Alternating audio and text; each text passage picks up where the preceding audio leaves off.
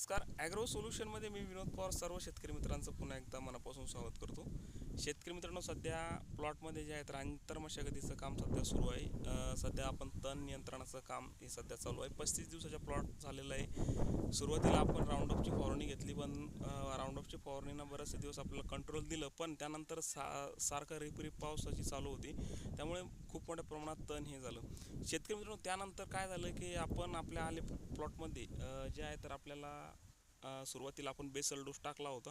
Basal dose सोबतसुद्धा आपण कीटकनाशक टाकलं होतं की फिफ्रोनिल 4%मधलं. पण आपल्या आले पिकामध्ये जे आहे तर बेडवरती आपल्याला हुमणे अळी ही दिसून आढळून आली. तर हुमणे अळी जर आपण बघितले तर ह्या प्रकारचे आपल्याला हुमणे अळी बघायला मिळते. म्हणजे हुमणे अळी जे आहे तर सी टाईप असते आणि एकदम पांढरी आणि जाड अशी हुमणे अळी असते.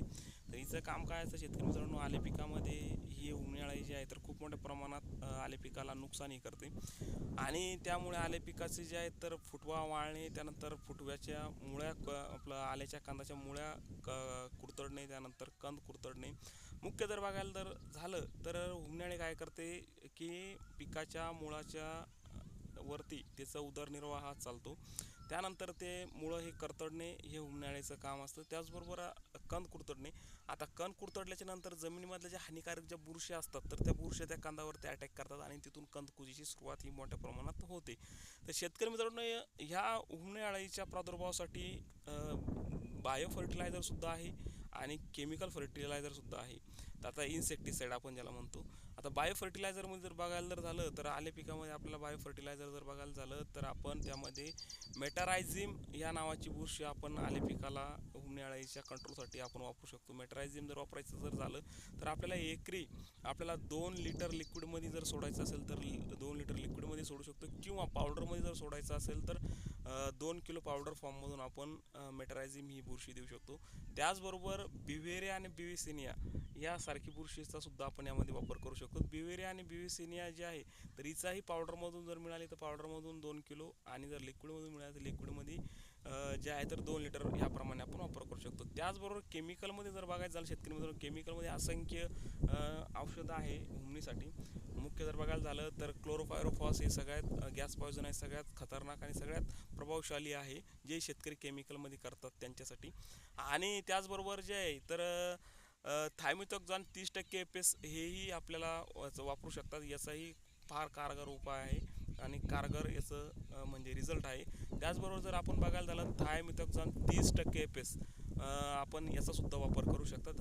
हे सुद्धा हुमणे अळीसाठी खूप मोठ्या प्रमाणात कारगर आहे. त्याचबरोबर बाहेरचं एक लिसंटा नावानं एक प्रोडक्ट येतं, तर तेही सुद्धा हुमणे अळीसाठी चांगलं आणि जबरदस्त हे काम करतं. त्यानंतर फिफ्रोनिलमध्ये जर झालं तर लिक्विडमध्ये 5% SC फॉर्म्युलेशनमधलं फिफ्रोनिलचं बाजारपेठेमध्ये लिक्विडमधून येतं. बऱ्याचशा वेगवेगळ्या कंपन्यांचं येतं, बायरचं येतं, इतरही कंपन्यांचं येतं. तर तेही सुद्धा आपण याच्यामध्ये वापरू शकतात.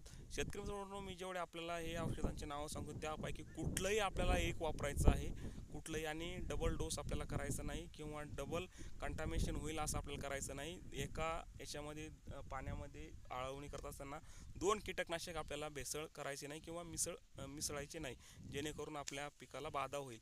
तर शेतकरी मित्रांनो, हे आहे तर हुमणे अळीसाठी, आणि हुमणे अळीच्या नियोजनासाठी मी आपल्याला आपला आजचा हा व्हिडिओ बनवत आहे. हा माझा स्वतःचा प्लॉट आहे आणि याच्यामध्ये आता तण नियंत्रणाचं काम चालू आहे. त्यामुळं मी प्लॉटमध्ये व्हिजिट केल्याच्या नंतर हे गोष्टी बघायला मिळतात आणि याच्यावरती वेळेत उपाय हा होतो.